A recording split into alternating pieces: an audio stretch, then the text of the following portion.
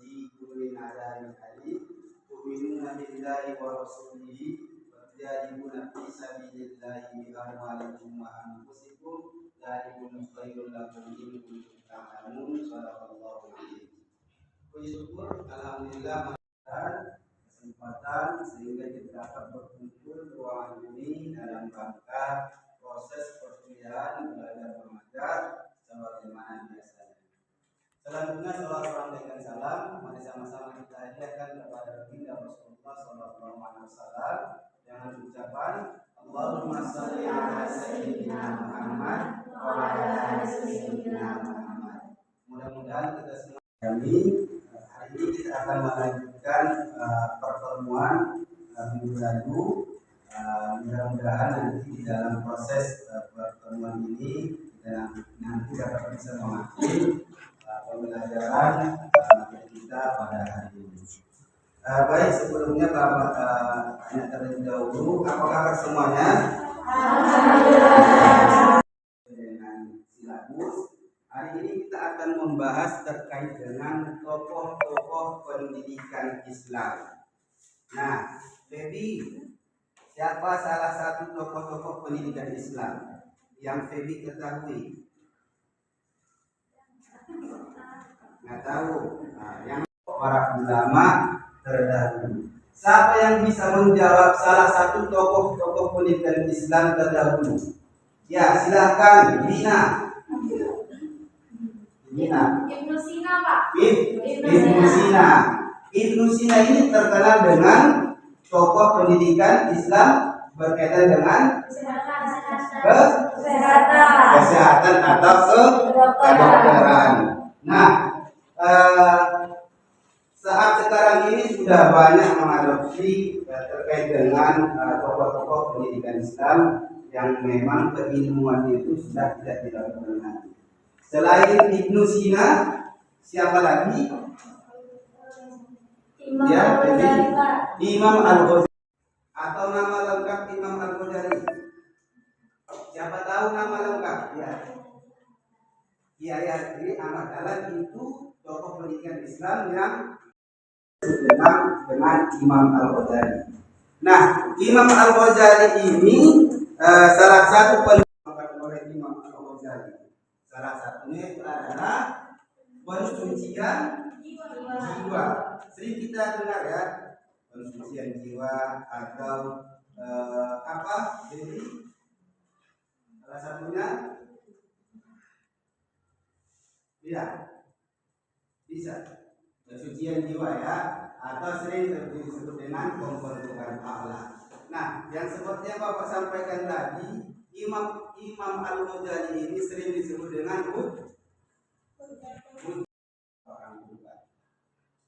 Apalagi Pak, yang ketiga, guru harus menjadi teladan moral, bukan hanya pengajar ilmu. Nah, seperti yang kita ketahui, guru itu harus menjadi uswatun hasanah, menjadi contoh bagaimana dosen ataupun mencontoh guru ataupun ustadznya. Nah, ini yang disampaikan si Fitri tadi, salah satu karya pun yang sangat penting yang ada yang diterbitkan oleh Imam Al-Ghazali itu adalah kitab Ihya Ulumuddin. Apalagi kitab Al-Walad. Apalagi kitab Al-Mustasfa dan Al-Mustasfa ya. Nah, di kalangan para ulama, kitab Ihya Ulumuddin ini adalah kitab yang sangat terkenal, di mana ini sering dipakai di pesantren, di madrasah, bahkan di majelis taklim kitab Ihya Ulumuddin. Sekarang kitab Ihya Ulumuddin ini sudah banyak terjemahan, sehingga kita bisa membacanya kapan saja.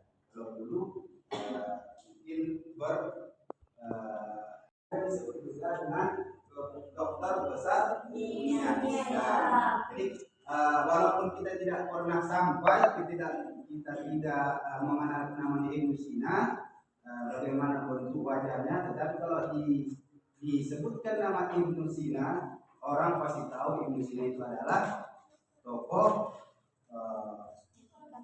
pendidikan Islam yang berkaitan dengan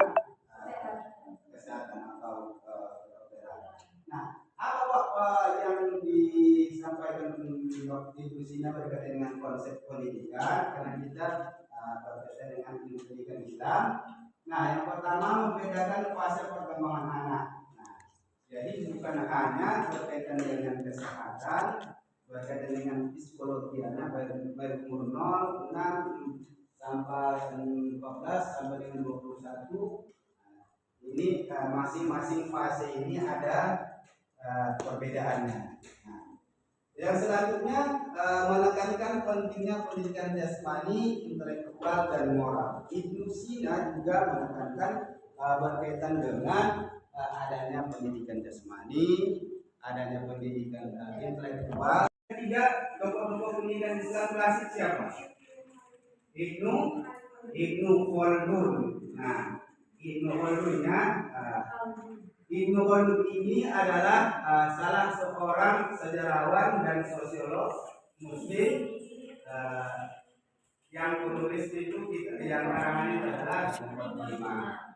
Nah, kita bisa nanti membedakan bagaimana konsep pendidikan Imam Al-Ghazali, bagaimana konsep pendidikan Ibnu Sina, dan bagaimana konsep pendidikan Ibnu mengkritik metode hafalan tanpa pemahaman. Yang terakhir, pendidikan dipengaruhi faktor sosial, politik, dan ekonomi.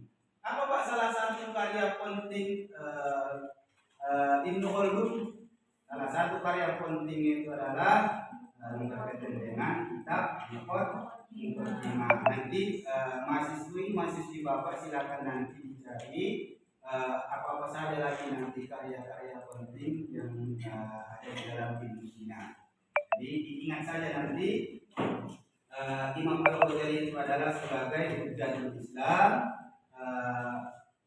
Ibnu Sina yang terkenal dengan kesehatan, baru Ibnu Khaldun terkenal dengan sejarawan Muslim. Jadi mudah-mudahan nanti yang kita sampaikan ini mahasiswi bisa nanti mengingat kapan saja dan mana saja berbicara. Nah, masuk kita ke dalam tokoh-tokoh pendidikan Islam kontemporer. Tadi ada namanya Ibnu Maskawi, lahir pada tahun 932 sampai 1030 Masehi. Nah, apa saja Pak kontribusi pendidikan oleh Ibnu Maskawi?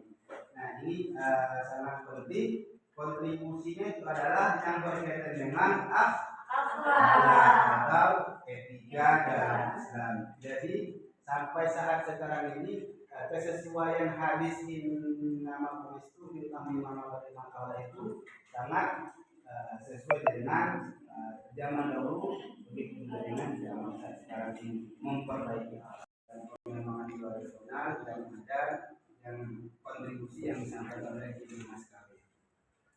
Pak, apa saja karya utama Ibnu Maskawi? Salah satunya adalah kitab Tahzibul Akhlak. Apakah ini saja Pak? Tidak banyak. Nanti silakan nanti dicari sehingga nanti referensi yang didapat banyak, bukan hanya dan modern atau kontemporer. Nah, yang pertama itu ada Muhammad Abduh. Nah, Muhammad Abduh ini lahir pada tahun 1849 sampai 1905 Masehi. Pak, apa saja konsep pendidikan yang dianut oleh Ibnu Maskawi? Apa itu? Yang pertama, pembaharuan reformasi, karena ini sudah modern kontemporer. Mungkin ini mengadopsi dari tokoh-tokoh pendidikan Islam terdahulu.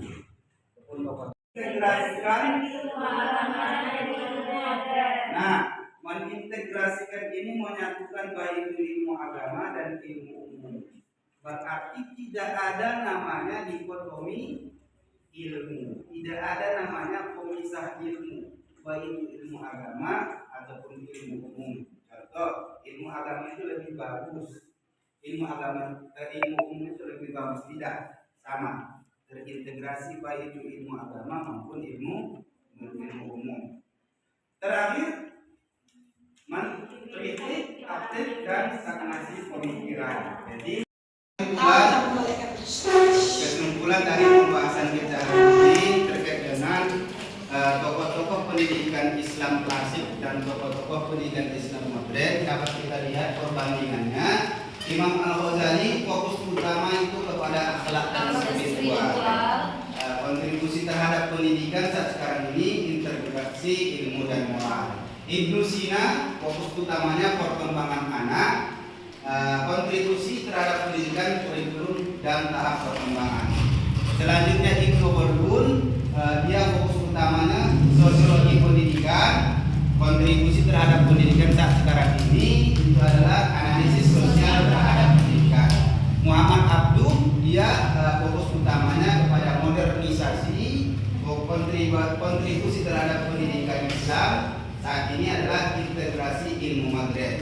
Muhammad Naqib Al-Atas, dia fokus utamanya itu adalah islamisasi ilmu, kontribusinya itu kepada konsep tahdib, konsep adab. Yang terakhir Kiai Haji Ahmad Dahlan, fokus utamanya itu kepada pembaruan Indonesia, kontribusi terhadap pendidikan sekarang ini adalah sistem sekolah modern Islam, sehingga ada namanya madrasah, ada namanya pesantren, ada nama sekolah, SDIT dan lain sebagainya.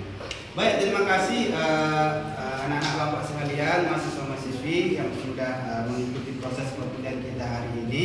Insya Allah kita akan lanjutkan minggu depan dengan materi yang berbeda. Mudah-mudahan kita semuanya selalu sehat-sehat selalu sehingga kita bisa melaksanakan proses perkuliahan. Baik, terima kasih. Mari sama-sama kita tutup perkuliahan ini dengan mengucapkan nafas hamdalah. Alhamdulillahirabbil alamin. Bapak akhiri nasrun minallahi wa fathul qarib wa basyiril mu'minin. Assalamualaikum warahmatullahi wabarakatuh.